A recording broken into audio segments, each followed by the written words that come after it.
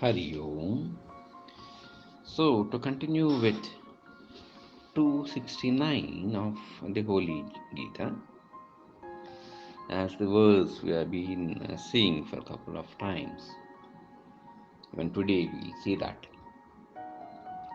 Ya nisha sarvabhutanam tasyam jagarti samyame यस्यां जाग्रति भूतानि सा निशा पश्यतो मुनेः. So now the words, over and over we have been seeing the difference between the yogi and a normal man as it goes. What is night to all beings, exceptions leaving apart, it says, therein the self controlled one is awake. And where all beings are awake, that is the night of the sage who sees. Is the meaning of this. So, to see in detail as to what it means, it says,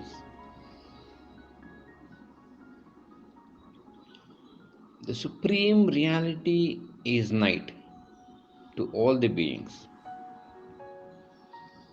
Because all the beings, the supreme reality, that is self-knowledge or the knowledge of the self or vidya, is night. And we should understand that night by nature is tamasic when it comes to the gunas.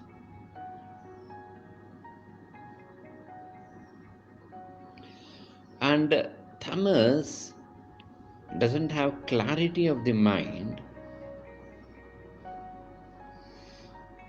And when there is no clarity of the mind, it creates sort of confusion amongst things, amongst the information that is stacked or against the information that it is obtained.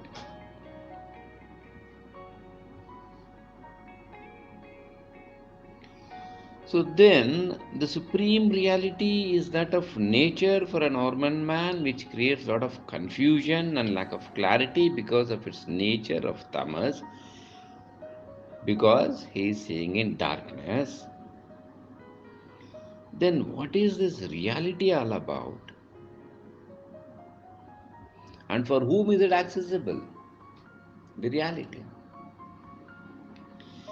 The reality is accessible only to a person of steady knowledge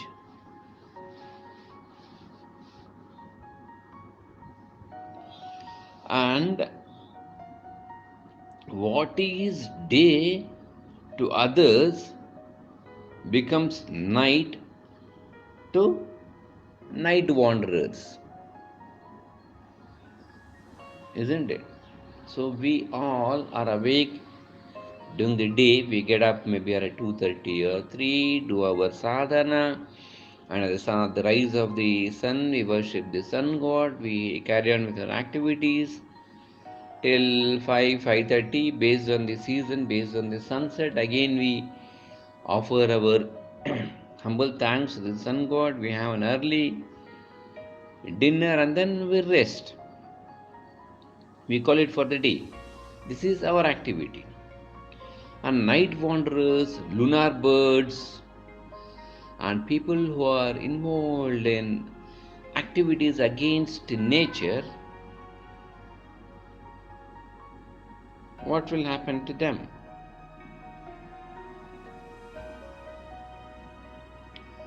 For them, what happens? The day begins when we sleep.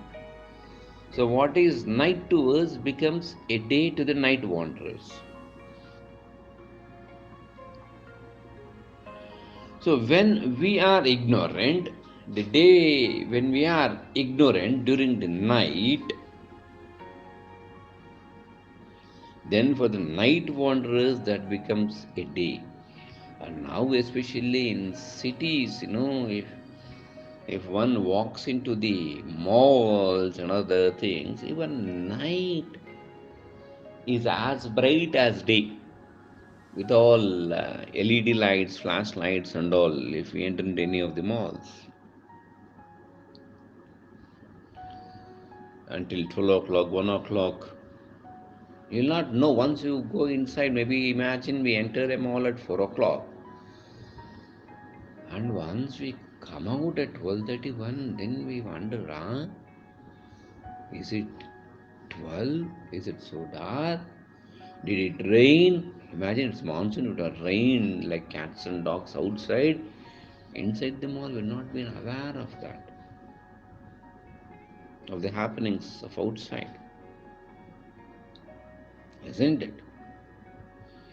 Similarly, here, for the night wanderers, means for the people who are in the state of tamas, who are away from vidya, who are engrossed in avidya, the supreme reality of the knowledge of the self, which we are all trying to, becomes dark, becomes a night, because we are not aware of it, because we are ignorant of it. Therefore, for us, it is night. The knowledge is night. The supreme reality is night.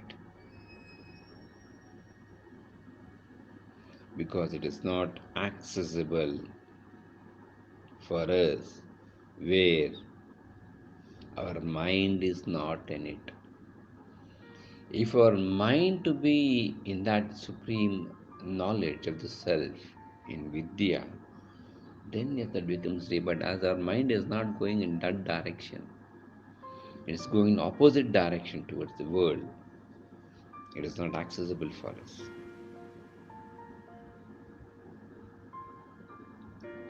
Now we should understand that everything is evolving around the supreme reality, in other words, or Vidya, or knowledge. Correct? Now, a self restrained yogi who has subdued or controlled the senses and has shaken off the sleep of avidya, such people are fully awake. Awake towards what? Is awake to that state of consciousness where all beings are said to be sleeping. That is towards the self, towards Vidya.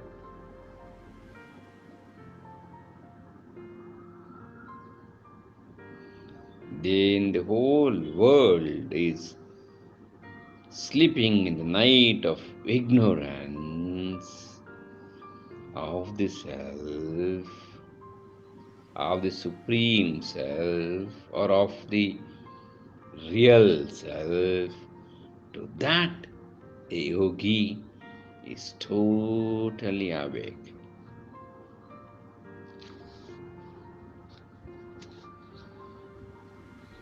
The notion of the perceiver and things perceived, it will be as if like a dream, the clarity.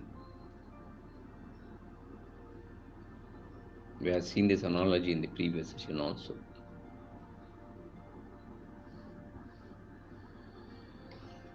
That state to which the world is awake towards the world of objects,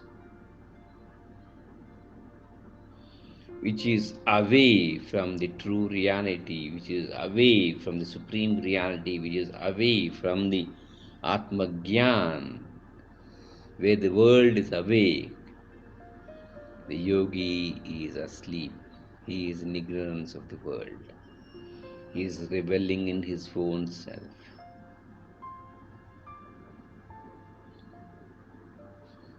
Are you getting the point?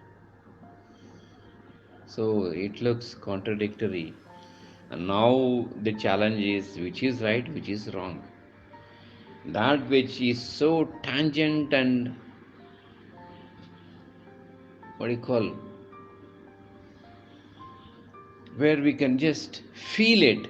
Is it real or thing that we don't feel but which is subtle is real is the question. For an Agyani, the world is real. For the Jnani, Atma Sakshatkar is real. Both can't see each other, unfortunately.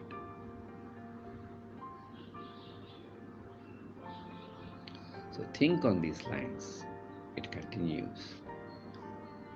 Krishnam Vande Jagat Guru.